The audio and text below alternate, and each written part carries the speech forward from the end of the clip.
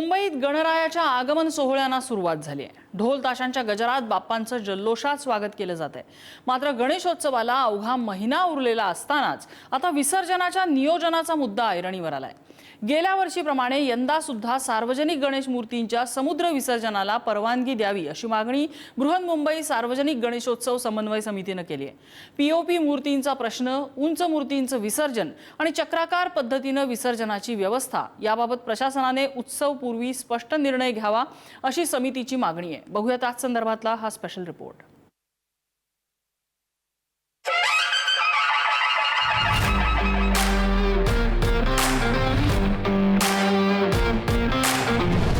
मुंबईत गणरायाच्या आगमनाची तयारी सुरू झाली आहे। विविध सार्वजनिक गणेशोत्सव मंडळांकडून बाप्पाच्या आगमन सोहळ्याचं आयोजन केलं जाते।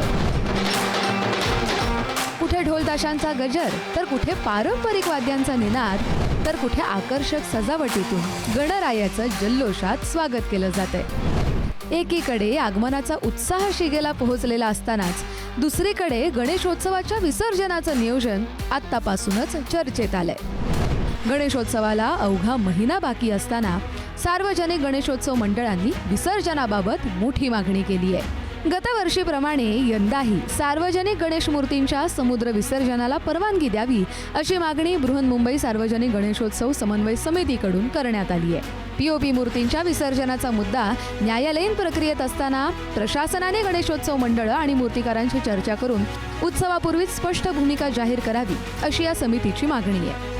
आमची मागणी एकच आहे की पीओपीच्या उंच मूर्तींना तुम्ही नदीत म्हणजे गिरगाव चौपाटी याच्या समुद्रात म्हणजे गिरगाव चौपाटी, जुहू चौपाटी इथे काय नेहमीप्रमाणे विसर्जन करायला तुम्ही परवानगी द्या। आता जर ह्याच्यामुळे काय पर्यावरणाचा ऱ्हास होत असेल तर आमचा एक त्याला पर्याय आहे की शाडूची मूर्ती तेवढ्या उंचीची होणार नाही आणि पावसाळा असल्यामुळे ती टिकणार पण नाही, त्याला तडे जातील वगैरे अशी पद्धत आहे। तुम्ही उंच मूर्त्या ज्या आहेत पीओपीच्या त्याला विचारपूर्वक बंदी करा। उंच गणेश मूर्तींच्या विसर्जनाचा प्रश्नही यंदा महत्त्वाचा ठरणार आहे। गतवर्षी उंच मूर्तींच्या विसर्जनासाठी चक्राकार पद्धतीचा पर्याय सुचवण्यात आला होता। यंदाही मोठ्या मूर्तींसाठी याच पद्धतीने विसर्जनाची व्यवस्था करण्यात यावी अशी मागणी गणेशोत्सव समन्वय समितीकडून करण्यात आली आहे।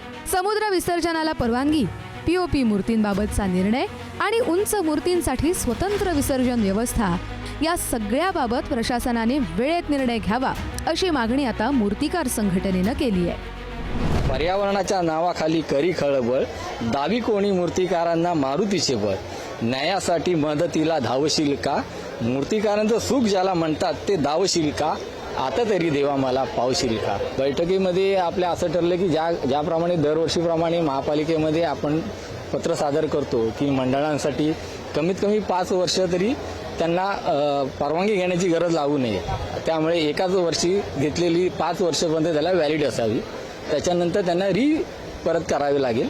या पद्धतीने ती मागणी केली होती, त्या पद्धतीने अजूनही जाहीर झालेली नाही। गणेश मूर्तींचं आगमन सुरू झालंय, मंडप उभे राहत आहेत, सजावटीलाही सुरुवात झाली आहे। मात्र विसर्जनासाठी समुद्रात नेमकी काय व्यवस्था असेल, पीओपी मूर्तींबाबत प्रशासनाची भूमिका काय असेल आणि उंच गणेश मूर्तींच्या विसर्जनासाठी कोणतं नियोजन केलं जाणार आहे या प्रश्नांची उत्तरं मात्र अजूनही स्पष्ट झालेली नाहीत। गणेशोत्सव सुरू होण्यापूर्वीच प्रशासनाने याबाबत स्पष्टता द्यावी अशी मागणी सार्वजनिक गणेशोत्सव मंडळांकडून केली जाते। पण त्याचा संभ्रम सगळ्यांमध्ये आहे, मोठ्या मूर्ती ज्या मंडळाच्या आहेत त्या मंडळांमध्ये। तर माझं म्हणणं एवढंच आहे की अजून आपल्या केस चालूच आहे कोर्टामध्ये, तोपर्यंत ह्या वेळेलाही गेल्या वर्षाप्रमाणेच विचार करून सरकारने जर आम्हाला मार्गदर्शन केलं तर फार बरं होईल। गेल्या वर्षी सरकारने ठरवलंच होतं ना की 6 फुटापर्यंतच्या ज्या पॉन्डमध्ये बाकी समुद्रामध्ये, तर माझं म्हणणं की सरकारने एक ड्राय डॉग असा तयार केला की त्यामुळे जरा एक पुढच्या गोष्टी सोपे होते सगळ्यांना। बृहन्मुंबई गणेशोत्सव समन्वय समितीच्या बैठकीत विसर्जनासह गणेशोत्सवातील भेडसावणाऱ्या इतर समस्यांवर चर्चा झाली।